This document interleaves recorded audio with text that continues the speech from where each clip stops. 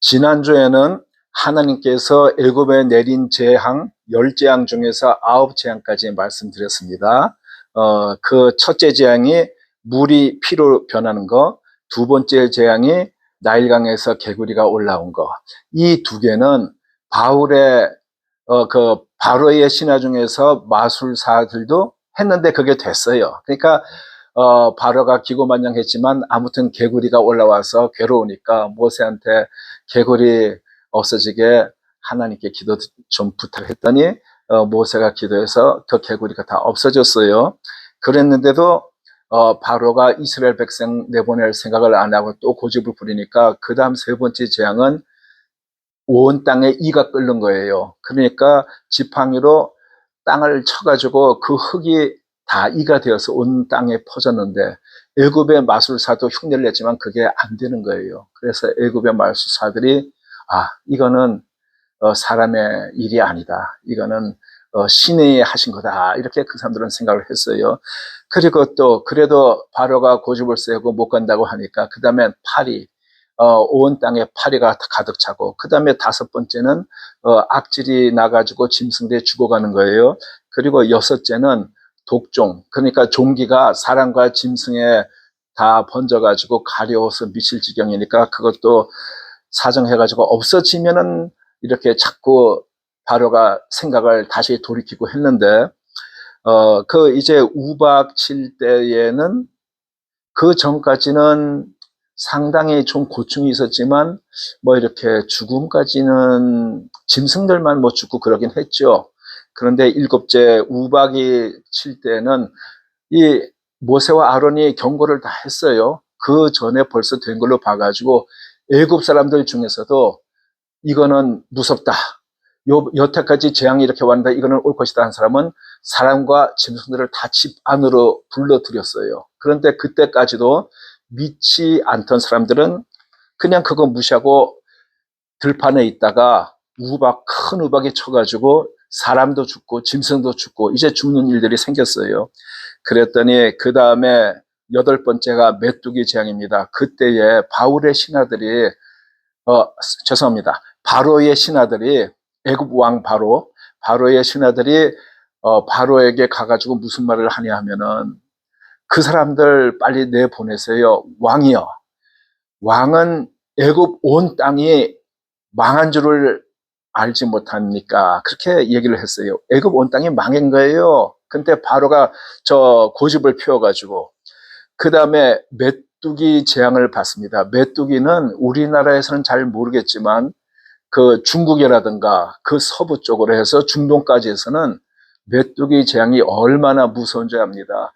그 펄벅이 쓴 돼지란 그 책에서도 그리고 그거 뭐 영화로도 나와서 그거 본 적이 있으면 메뚜기가 얼만큼 무서운지 아마 구경을 하셨을 거예요. 메뚜기 때가 지나고 나면 남는 게 없어요. 완전히 싹쓸이를 해요.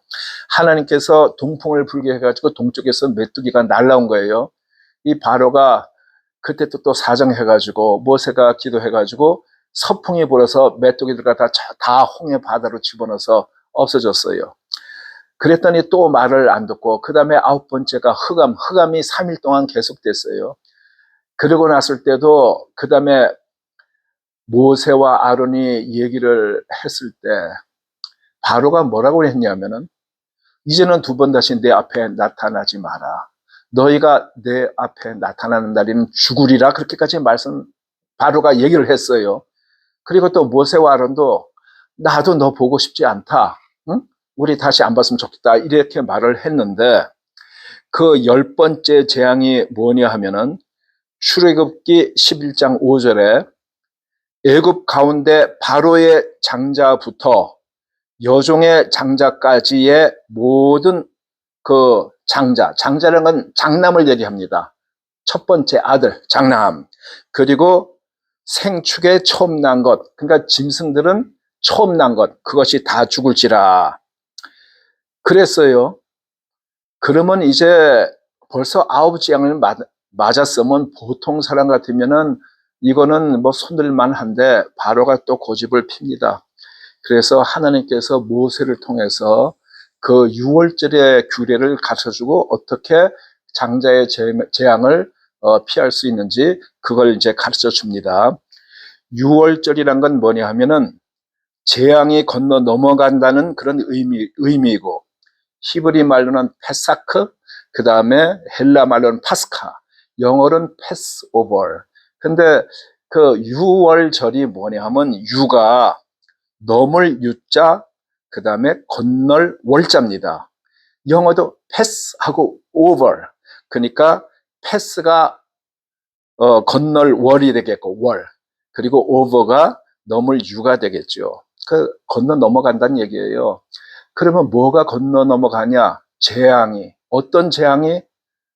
사람들의 전부 다 처음 난 아들 재앙, 그리고 짐승의 초태생이 다 죽는 그 재앙을 넘어간다 이거예요.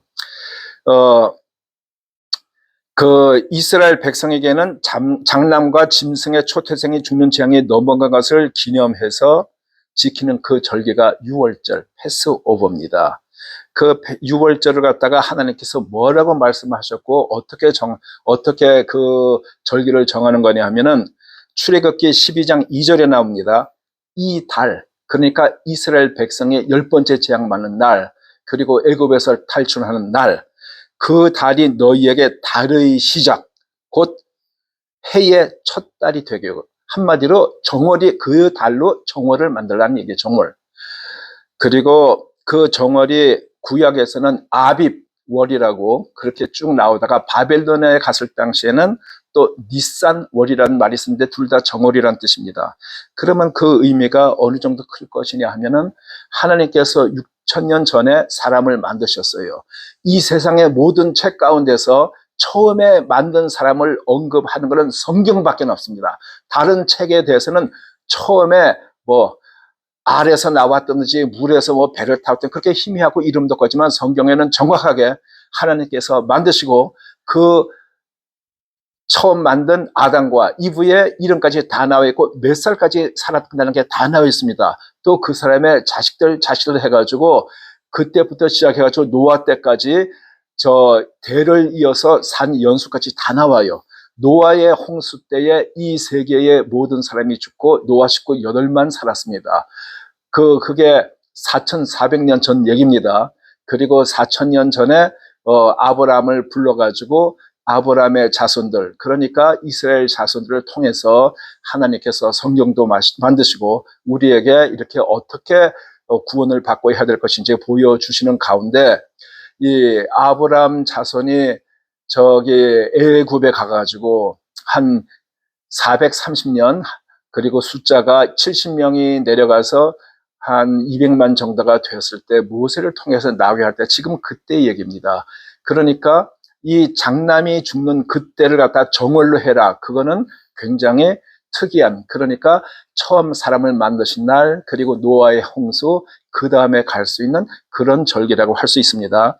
이때 어떻게 지키냐면 출애굽기 12장 3절에서 6절까지 보면 이달 열흘에, 그러니까 10일째에 정월 10일에 흠 없고 1년 된 수컷 양, 그러니까 흠이 없고 뭐 눈이 멀거나 다리 저는 거나 그런 거 말고 흠이 없는 암컷이 아니고 수컷 양, 그리고 또는 양이 모자랄 수도 있기 때문에 염소, 그러니까 원칙적으로 양이지만 양이 안 되면 수컷 염소, 1년 된 염소 취해가지고 골르란 말이에요. 10일째 그걸 딱 이제 정해놨다가 14일 때 해질 무렵에 그놈을 이제 잡는 겁니다. 그 정했던 것을 잡아가지고, 그리고 12장 7절에서 11절에 보면 무슨 말씀이냐면은 그 피를 갖다가 문설주 좌우에 바르고 안방에 바르고, 그리고 그 고기를 갖다가 불에 구워 먹는 겁니다. 날거가 아니고 불에 구워서 먹는데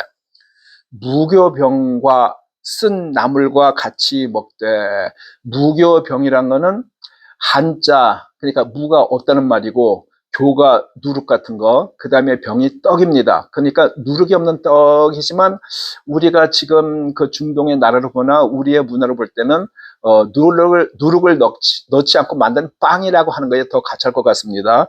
누룩 넣지 않은 빵. 왜 그러냐면 누룩을 넣고 밀가루 부풀 때는 시간이 걸리는데 급하게 만들기 때문에 누룩이 없는 그런 빵. 그걸 쓴나물, 그러니까 나물들 중에서도 저 쓴나물 하면 몸에 좀 알칼리성이 될 것 같은데 그 쓴 것을 먹으며 그때를 갖다 회상하면서 그렇게 그러면서 고기를 남기지 말고 다 먹으라고 했어요. 그러니까 잡을 때도 한 가정에 뭐 한 마리를 하든지 아니면 식구가 적으면 두 가정에 하나를 하든지 먹을 만큼 계산해서 양을 잡고 그 다음에 그것을 다 먹는데 혹시 아침까지 남은 것이 있으면 다 불태워서 없애라 이런 말씀이 있어요. 그리고 이제 그때 탈출할 당시에는 허리에 띠를 띠고 지금으로 말하면 벨트를 딱 매고 발에 신을 신고 그리고 손에 지팡이를 잡고 급히 먹으라. 왜 그러냐면은 그때 나갈 때 급하게 나가게 돼요. 자, 그리고 오늘 본문 말씀 제가 다시 읽겠습니다. 내가 애굽 땅을 칠 때에 그 피가 너희의 거하는 집에 있어서 너희를 위하여 표적이 될지라. 내가 피를 볼 때에 너희를 넘어가리니 재앙이 너희에게 내려 멸하지 아니하리라. 너희는 이 날을 기념하여 여호와의 절기를 삼아 영원한 규례로 대대로 지킬지니라. 그게 이제 하나님께서 유월절을 이렇게 지키라고 말씀을 하십니다. 그러면은 우리가 이제 거기에 대해서 실제 있었는지 없었는지 모르지만 가정을 한번 생각을 해 보면은 그 전에 다른 재앙들은 애굽 땅에 애굽 사람들한테 내린 거예요. 이거는 모든 땅에 다 해당이 되는 거예요. 이스라엘 사람들이건 애굽 사람이건. 근데 이스라엘 사람한테는 하나님께서 모세를 통해 가지고 피를 발라라고 명령하셨어요. 그 피를 바른 집은 천사들이 와서 사람 장자들을 다 죽을 때 건너뛰겠다는 얘기예요. 그러니까 그 사람을 죽이느냐 사느냐에는 아무런 다른 조건이 없어요. 잘난 사람이나 못난 사람이나 큰 사람이나 작은 사람이나 나이 많은 사람이나 나이 적은 사람이나 선한 사람이나 악한 사람이나 배운 사람이나 무식한 사람이나 부자나 가난한 사람이나 그런 거는 아무 조건이 되지 않냐고 오로지 단 하나 문설주 안방에 양의 피를 발랐느냐 안 발랐느냐 그거 기준이 딱 하나입니다. 그것은 뭘 상징하느냐 하면은 우리가 이 세상을 떠날 때 그러니까 그 애굽 땅은 세상을 상징한 거고 가나안 땅으로 들어갈 때 그거는 이제 죽고 그 다음 내세로 갈 때에 그때 구원을 받느냐 못 받느냐는 조건이 단 하나를 보여주는 거예요. 우리가 예수님의 피로 용서를 받았느냐 아니냐 거기에 대 가지고 다른 조건은 없습니다.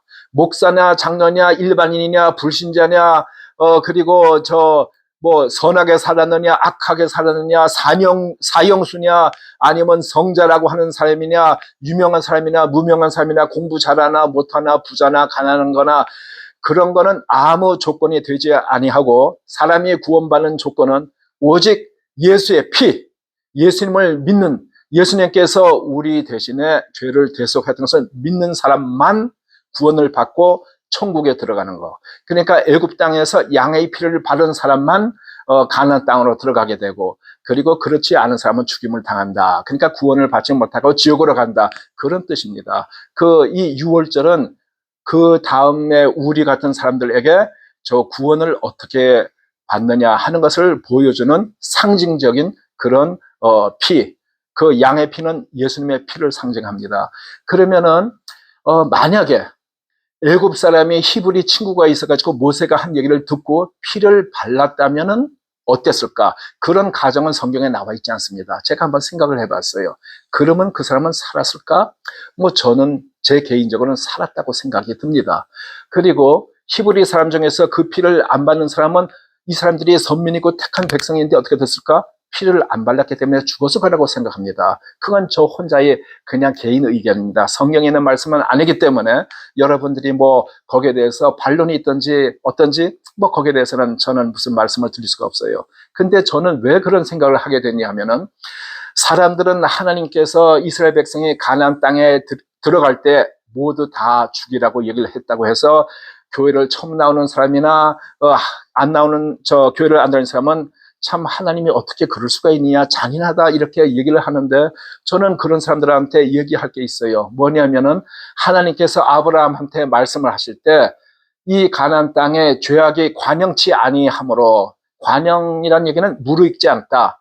예를 들어서 잔에 꽉 차지 않았다. 그래서 아직 멸하지 아니하고 너희 자손들이 애굽 땅에서 객이 되었다가 나올 때 그때 멸하겠다고 하시는 말씀이 있어요. 하나님께서 말씀하실 때부터 애굽 땅에서 백성들이 나오면서 그 가나안 땅의 사람들을 갖다가 다 이렇게 도륙할 때까지 약 600년을 기한을 주신 거예요. 이 세상에 어느 사람이 600년을 기다립니까? 하나님께서는 다 죽이기로 작정한 사람이지만 그래도 600년까지 기다리시고 사람을 통하지 않고 무슨 뭐 쓰나미라든가 아니면 하늘에서 불이 떨어지는 거와 소돔과 고모라 같이 하늘에서 떨어져 가지고 다 타 죽은 거나 그런 식으로도 얼마든지 할 수가 있었지만 이스라엘 백성에게 보여주기 위해서 직접 치라고 말씀하신 것 같습니다. 그러면은 지금 유대인들은 자기들이 선민이고 자기네만 구원을 받는다고 생각하는 사람들이 많이 있는 것 같아요. 그렇지만 하나님께서 전멸하라고 한 것은 가나안 백성밖에 없습니다. 유럽 사람들이 아메리카 들기 와서 인디안들은 죽여도 된다고 어떤 목사님이 앞장을 섰다는 것도 있는데 저는 그게 잘못됐다고 생각합니다. 왜 그러냐 하면은 요나가 자기 나라를 친 니느웨이로 하나님께서 가서 회개하라고 외치라고 할 때 요나가 싫어서 어떻게 자기 적국에 가가지고 자기 나라 망하게 한 나라에 가가지고 자기가 가서 전도를 합니까? 그래서 도망갔는데도 하나님께서 붙잡아다가 가라고 해서 할 수 없이 가서 전도를 했는데 그때 많은 사람들이 회개를 했습니다. 그 얘기는 뭡니까? 가나안 백성 말고 나머지는 죽이라고 한 게 아니에요. 그렇기 때문에 그리고 또 이스라엘 백성이 아닌 사람 중에서도 자기는 이방인이지만 하나님을 믿겠다고 가지고 사는 사람들이 뭐 라합이라든가 아니면 그 가나안 땅 중에서도 그 기브온 백성들이라든가 그 사람들 거짓말까지 해가면서 자기가 참 하나님의 백성이 되고 싶어 가지고 그래서 다 살았습니다. 하나님께서는 이 세상에 아무리 악한 사람 어떤 사람이어도 하나님께로 잘못했습니다고 돌아오는 사람 막은 적이 없는 걸로 저는 기억하고 있습니다. 누구든지 하나님께로 돌아오라. 하나님 예수님을 믿어라. 예수님께서 내 대신 죄를 사셨다는 걸 믿으면은 어떠한 악인이라도 용서를 받고 천국에 가는 것으로 저는 생각하고 있습니다. 그렇기 때문에 이 애굽 사람이 히브리 사람의 말을 듣고 피를 발랐다면 저는 구원을 그때 죽임을 당치 않았을 것이라고 생각이 들고 그 다음에 선민이라고 하더라도 하나님께서 명령하신 피 바른 것을 무시한 사람은 죽었을 것이라고 생각합니다. 그 피는 우리를 위하여서 대속해 주신 그 예수님의 피를 상징하는 겁니다. 그리고 예수님께서는 과연 그 유월절을 어떻게 지키셨나 하면은 누가복음 22장 15절에 보면은 이런 말씀이 나옵니다. 내가 고난을 받기 전에 너희와 함께 이 유월절 먹기를 원하고 원하였느니라. 예수님께서 마지막 돌아가시기 전날 그때 마지막 만찬을 하실 때에 그 성경 구절이 마태복음에도 있고 마가복음에도 있고 이렇게 누가복음에 또 합니다. 근데 제가 누가복음을 고른 이유는 누가복음에 예수님께서 이 유월절 먹기를 원하고 원하였느라 참 기다리고 원했던 그 말씀이 나오기 때문에 제가 누가복음을 골랐습니다. 그러면 그 다음 22장 19절에 보면 떡을 가져 살해하시고 떼어 저희에게 주시며 이것은 너희를 위하여 주는 내 몸이라. 떡을 주시면서 이것은 내 몸이다. 또 그 다음 절에 20절에 잔도 이와 같이 이 잔은 내 피로 세우는 새 언약이니 곧 너희를 위하여 붓는 것이라. 새 언약 무슨 얘기라는 겁니까? 예수 믿으면 하나님의 자녀가 되고 구원을 받는다는 얘기. 그 얘기는 구약에서는 이렇게 확실하게는 아니지만 이제 대략 사람들이 그것을 믿고 쭉 왔지만 이때 예수님께서는 확실하게 얘기를 하세요. 그 전에 예수님이 오시기 전에는 내 주 그 잠언이 시편 그 다윗이 시편 가운데서 말하는 중에 이렇게 그냥 숨어있는 뜻으로 나왔지만 예수님이 오신다면 우리가 누구든지 알듯이 하나님의 아들 이렇게 클리어하게 됩니다. 그 성부, 성자, 성령이란 개념도 예수님께서 오시고 좀 지나가지고 사람들이 이제 그런 개념을 정립하게 됐어요. 출애굽기 12장 18절에 보면은 이거 전에 예수님께서 만찬을 하셨을 때 우리들이 이제 궁금증이 있어요. 6월절 지킬 때에 양고기를 먹으라고 했는데 예수님께서는 그때 만찬에 양고기가 나왔을까 안 나왔을까? 전 모르겠어요. 성경에 없어서. 그런데 이스라엘 백성은 영원한 규례로 대대에 지키라고 하니까 유대인들 지금도 유대교를 믿는 사람은 아마 지금도 1년에 한 번씩 그렇게 6월절을 지키면서 그때 양고기를 먹는 걸로 알고 있습니다. 그렇지만 예수님께서는 돌아가시기 바로 전날 이 6월절 마지막 원하고 원하였던 그 6월절에 떡을 나눠주시고 피를 나눠주시면서 이것을 기념하라고 해가지고 교회에 따라서 매주일 성찬식 하는 교회도 있고 그리고 뭐 계절에 한 번씩 하는 교회도 있고 뭐 1년에 한두 번 하는 교회도 있고 그 교회마다 다 다른데 우리는 6월절을 기념하는 게 아니고 6월절 대신에 성찬식을 기념합니다. 그래서 그 예수님께서 이 6월절을 어떻게 보면 계속되는 거예요. 6월절도 예수님의 피를 상징하는 거고 성찬식은 이제 예수님께서 진짜 어린 양이 오셔가지고 주인공이 이 세상을 구원하기 위해서 돌아가신 그것을 기념하라고 해서 그 내용이 6월절에서 성찬식으로 이렇게 바뀌었지만 그것이 의미하는 것은 똑같습니다. 예수님께서 우리를 위해서 대속하셨다는 것.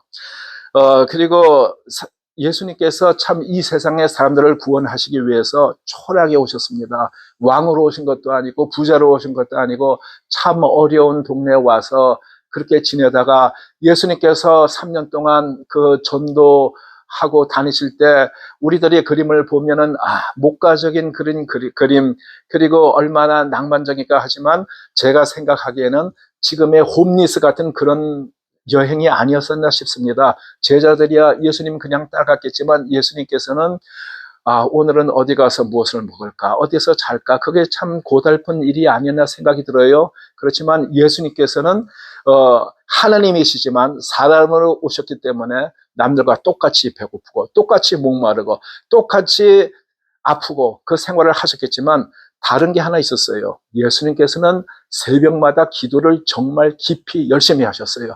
우리 사람들은 그 기도하는 게 예수님만큼은 참 힘들 것 같아요. 저 같은 경우에 뭐 기도 별로 많이 못하고 있습니다. 항상 제가 기도를 좀 더 해야 되는데 하는데도 그 참 실천이 쉽지가 않아요. 근데 예수님께서는 그렇게 모든 모범을 보여서 십자가에 돌아가시면서 대속하였던 것뿐만이 아니고 순종이 무엇인지 33년의 생애를 통해서 완전한 것을 보여주시고 갔습니다. 출애굽기 12장 18절에 정말 사람 죽이는 장면이 나옵니다. 정월에 그 달 14일 저녁부터 이것은 이제 그 전에 무교절에 대해서 나왔습니다. 14일 저녁부터 21일 저녁까지 너희는 무교병을 먹을 것이요. 그러니까 한 주일 동안 누룩이 없는 빵을 먹으라. 12장 16절에 첫날에도 성회요 제7일에도 성회가 되리니 아무 일도 하지 말고 식문만 갖출 것이니라. 그러니까 첫날 15일이 되겠죠. 그리고 제7일은 21일이 되겠죠. 15일에서 21일까지 그 7일 동안 첫날과 마지막 날은 안식일로 지켜라 이 얘기예요. 그거는 토요일 날 안식일이 아니고 그건 일반적인 구약에서 예수님 오시기 전에 토요일을 안식일로 지켰지만 그거 말고 이러한 특별한 절기에 지키는 것을 절기 안식일이라고 합니다. 그래가지고 6월절은 14일 저녁 밤에 양고기를 먹었었던 거. 이제 그게 6월절. 그리고 무교절은 그때부터 7일째, 그러니까 21일 저녁까지 그렇게 무교병, 그러니까 누룩이 없는 빵을 먹는 것, 그때 한 주일 동안 지키는 것을 무교절이라고 합니다. 그리고 출애굽기 12장 29절에는 밤중에 바로의 장자부터 옥에 갇힌 사람의 장자까지 그리고 생축에 처음 난 것을 다 치심해. 그러니까 첫째 아들은 다 죽은 거예요. 피가 안 발린 집은. 그리고 짐승도 처음에 난 건 다 죽었어요. 그러면 성경에 뭐 구체적으로 이런 말은 없겠지만 우리나라식으로 생각해서 장손인 집안은 어떻게 됐을까? 생각해보면 장손의 집안은 어린아이 장남이 죽었겠죠? 그리고 그 아버지도 장남이니까 그 아버지도 죽었겠죠. 할아버지도 장남이니까 할아버지도 죽었겠죠. 그때 좀 오래 살았을 것 같은데 증조 할아버지도 고조 할아버지도 장자 붙은 장남들은 다 죽었을 거예요. 그러니까 이 장손인 가정은 남의 집들보다도 직계로 다 죽었을 거 아니에요. 그리고 이제 반개인 사람은 그 제일 끝에 가서 장남만 죽었겠죠. 그 난리가 난 거예요. 밤에 바로가 모세와 아론을 불러 이스라엘 자손은 떠나서 여호와를 섬기라고 했습니다. 그러면 이게 이 재앙을 막기 전에는 바로가 뭐라고 하냐면 모세와 아론에게 너 내 얼굴 다시 보는 날엔 죽으리라. 죽이겠다는 얘기예요. 자기가 왕이니까 모든 힘을 다 갖고 있으니까 두 번 다시 내 눈에 띄면 죽이겠다. 그래 놓고 나가지고 그날 밤에 장자들 다 죽고 나니까 밤에 급하게 불렀어요. 자기가 죽이겠다고 해놓고서 급하게 불러서 야, 다 나가. 다 데리고 나가. 여태까지 10번째 재앙까지 자기가 아까워서 못하던 사람 나가라고 했어요. 이게 남의 얘기니까 우리는 그냥 그런가 보다 했는데 우리가 만약에 지금 같은 경우라면 우리가 그 시대로 가서 생각을 해보게 되면 어떠냐 하면은 벌써 그 우박 같은 거 맞고 할 때 그 신하들이 왕이시여 저 사람들 보내야지 우리 언제까지 이렇게 우리가 함정에 빠지고 그래야 되겠습니까? 지금 애굽 온 땅이 망한 줄을 왕은 아시지 못합니까? 이렇게까지 했는데 이 왕 바로가 고집을 씌워가지고 집마다 장남이 다 죽었어요. 그 전에 재산 날라가고 뭐 할 때는 이 사람들이 그래도 슬프고 억울하고 통탄할 일이지만 그래도 제 정선이었겠는데 집집마다 장남이 다 죽었어요. 이게 눈에 다 돌아가죠. 이거는 사태가 완전히 다른 거예요. 바로나 정치하는 사람들 놀고 먹는 사람 아니에요. 그 사람들 바보 아니에요. 지금도 사람들은 뭐 왕자 공주 얘기 나오면 놀다 먹는 그런 사람인 줄 알았는데 최고의 학자들 시켜다가 어릴 때부터 교육을 남들보다 훨씬 많이 시키고 머리 잘 나가는 사람이에요. 그래야지 남을 지배를 하죠. 근데 이 바로가 딱 보니까 시간 끌면은 쿠데타 일어나고 나라가 뒤집혀가지고 장자뿐 아니라 자기 식구 뭐 온 통속으로 다 죽게 생긴 거예요. 그러니까 밤에 급하게 친애들을 불렀겠죠. 친애들도 지금 아들 죽어가지고 속상하는데 남들에게 시간을 주지 않고 친애들 당장 불러가지고 그때 겁나는 건 이스라엘 백성이고 외국 뭐 적이고 이런 게 아니라 자기 나라의 백성이 들고 일어날까봐 그게 제일 겁났을 거예요. 친애들 딱 불러가지고 지금부터는 지금으로 말하면 계엄령이겠죠. 제일 그냥 극적인 계엄령이겠죠. 그거 딱 계엄령 해가지고 누구든지 딴 생각하는 사람 조금이라도 반항자면 즉시 처형하라고 그렇게 얘기를 했을 것 같아요. 안 그러면 자기가 죽게 생겼는데. 그래가지고 자기 측근들부터 시작해가지고 모든 사람 소집해서 딴지는 못하게 하면서 지금 이스라엘 백성 내보냈으니까 문제 끝났다. 이걸 보여줘야 되지 않겠어요? 그래서 그 이스라엘 백성은 밤중에 모세와 아론이 불러가지고 그냥 아까 우리가 읽은 것대로 신발을 신은 채로 띠를 띈 채로 그래가지고 이제 탈출하게 되죠. 근데 그때 그 전에 하나님께서 이스라엘 자손에게 모세를 통해서 한 말이 있어요. 뭐냐면은 애굽 사람에게 은, 금, 패물과 의복을 달라고 해서 가져가라. 옛날에 보면은 우리나라가 해방될 때 이북에서 해방을 맞은 그 선생님들이 하시던 게 말이 기억이 나요. 기차를 타고 오는데 로스케들이 이제 그 소련 군인들을 그냥 그 러시아 군인에서 로스케라고 그랬대요.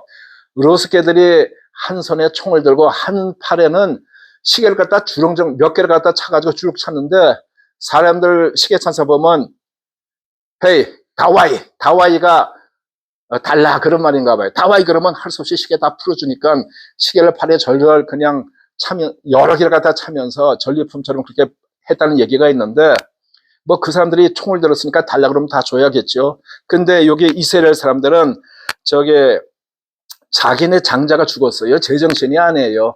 거기에서 야 니네 금, 은, 패물, 의복 그거 다 달라 하면은 다 가져가. 우리 다 죽게 생겼는데 죽음 앞에서 그게 무슨 소용이 있어? 그래서 다 막 퍼다 줬을 것 같아요.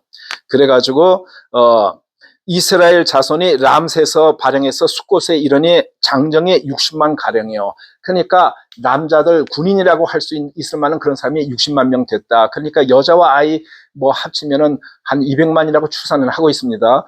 그런데 그 60만 명이 나갔는데 그 장정이라고 숫자를 카운팅한 그 넘버가 대략 60만인데 그 중에서 가나안 땅에 들어가는 사람은 여호수아 갈렙 단 2사람밖에 없고 나머지는 다 광야에서 죽었습니다.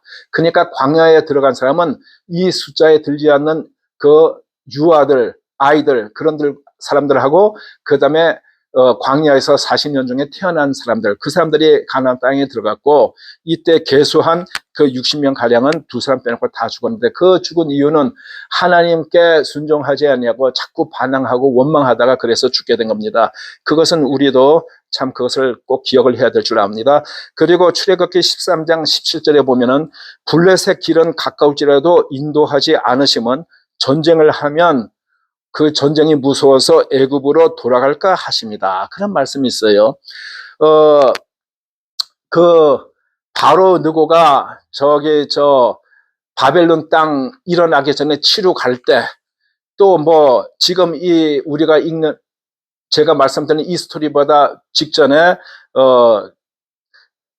투트모세 3세가 그 아수르나 그쪽 땅을 치러 갈 때가 다 해변길로 갔어요. 그리고 뭐 그 후에도 십자군 같은 거나